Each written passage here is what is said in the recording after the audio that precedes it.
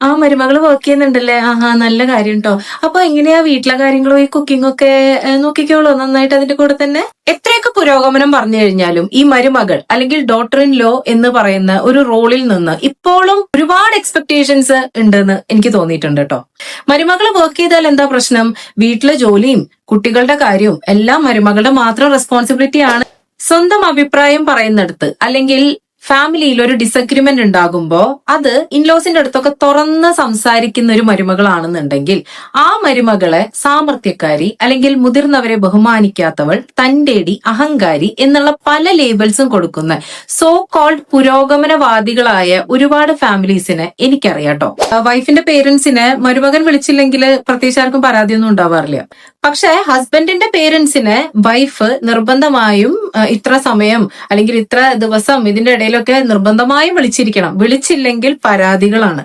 എന്തെങ്കിലും ഓണോ വിഷുവോ എന്തെങ്കിലും ഒരു പെരുന്നാളോ എന്ത് ഫെസ്റ്റിവൽ വന്നു കഴിഞ്ഞാൽ പോലും ഭർത്താവിന്റെ വീട്ടിൽ തന്നെ നിർബന്ധമായിട്ടും അത് ആഘോഷിക്കണം.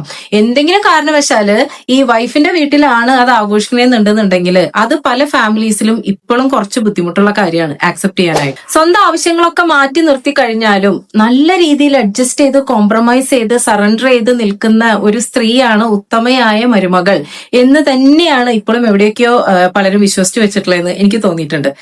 ഇതിനർത്ഥം എല്ലാ ഫാമിലീസിലും ഇതുപോലെ തന്നെയാണ് ഒരു മരുമകളെ ട്രീറ്റ് ചെയ്യുന്നത് എന്നല്ല.